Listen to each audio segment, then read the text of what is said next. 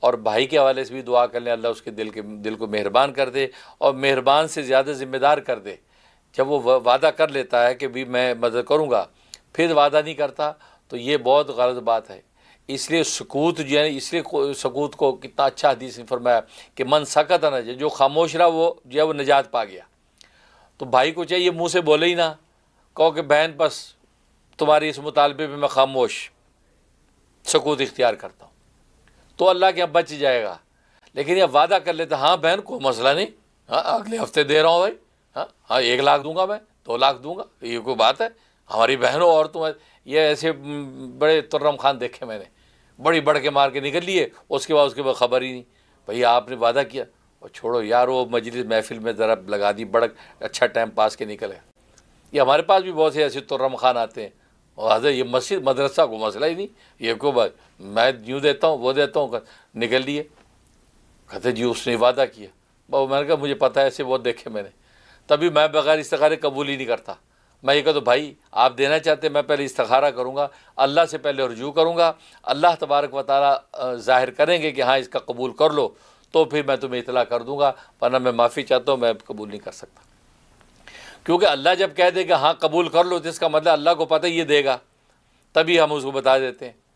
اور جب پتہ ہے کہ اسے دینا ہی نہیں، ہمیں بڑک مار کے چل دیا ہے، تو پھر ہم ایسے رسوا کیوں ہوں؟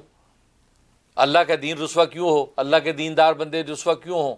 اس لیے میں تو امریکہ جیسے ملک میں بیٹھ کر بھی لوگوں سے کہا بھی استخارہ کروں گا تمہارے بارے میں، اگر اللہ نے مجھے اجازت دے دی تو آپ کا چندہ وصول کر لیں گے، آپ کا ڈونیشن نہیں اجازت دی تو ہم آپ سے سوری کر لیں گے۔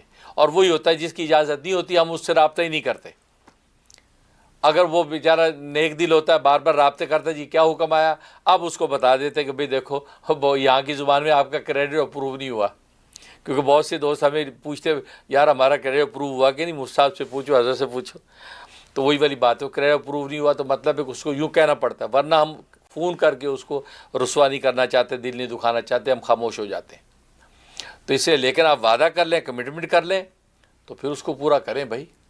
تبھی حضرت کیمول تھانوی رحمۃ اللہ علیہ نے شرط لگا رکھی تھی کہ میں ہدیہ اس کا قبول کروں گا جو 1 سال تک میری مجلس محفل میں پہلے آئے۔ پہلے دوستی تو ہو، پہلے پہچانے تو سی ہمیں، پہلے اول والا میں ہدیہ پیش کر کے اب ہم قبول کر لیں۔ ہم جانتا پہچانتا ہے نہیں، کل کو تہمتیں لگاتا پھر یہ پیسوں کے بڑے حریص ہیں، بڑے حریص ہیں پیسے کے، دنیا دکھاؤ فوراً چل دیتے ہیں۔ الحمدللہ اللہ تعالیٰ معاف فرمائے، امریکہ جیسی دنیا میں بیٹھا ہوں، اللہ ایسی آزمائش سے محفوظ رکھے۔ یہاں تو ڈالروں کی جھنکار ہوتی ہے، اور یہ قصے تو میں تمہیں سنا ہی چکا ہوں، بار بار اظہار کرنا بھی یہ کیبر کا شعبہ لگتا ہے، عجب کا شعبہ لگتا ہے، اس لیے میں اللہ سے ڈرتا ہوں کہ میں نے 2.5 لاکھ ڈالر ٹھکرا دیے، 50 ہزار کے کیش ٹھکرا دیے، صرف اس لیے کہ استخارے میں اللہ نے اجازت نہیں دی۔ تو یہ بڑے بڑے قصے ہیں۔ تو بہرحال تو یہ میں پھر بھی ڈرتا ہوں کہ عجب نہ ہو جائے، لیکن صرف آپ کو بتاتا ہوں تحدیث نعمت کے طور پہ بھائی کہ یہ کمٹمنٹ کتنی اہم چیز ہوتی ہے۔ اس لیے جب کہہ دیا بھائی نے کہ بہن میں مدد کر دوں گا، تو بہن بیچاری صرف نازک کیا بازاروں میں جا کے وہ لوگوں کے برتن مانجے، تب اس کی ضرورت پوری ہوگی۔ تو یہ بھائی کیسا نہ رہا کہ وعدہ کر کے بھائی کو بہن کو رسوا کر رہا ہے، اور پھر اس کے اپنے بچوں کے سامنے رسوا کر رہا ہے۔ وہ سوچتے ہیں یہ ماموں پتہ نہیں کس کام کا ہے۔ اور ادھر جو لوگ کہتے ہیں، اہل دل کہتے ہیں ماں کو تو ہونٹ 1 دفعہ ملتے ہیں، ماموں کا تو 2 دفعہ ملاقات کرتے ہیں۔ ماں 1 دفعہ ہونٹ ملے نا، اور ماموں وہ تو دوری محبت و پیار ہے، ماموں 2 دفعہ میم ہے۔ اس لیے ماموں کو پتہ نہیں کہ ان پر کتنی بڑی ذمہ داری ہے، ان کی اپنے بہن کی نسبت سے جو ماں ہیں تمہارے بھانجوں کی بھانجیوں کی۔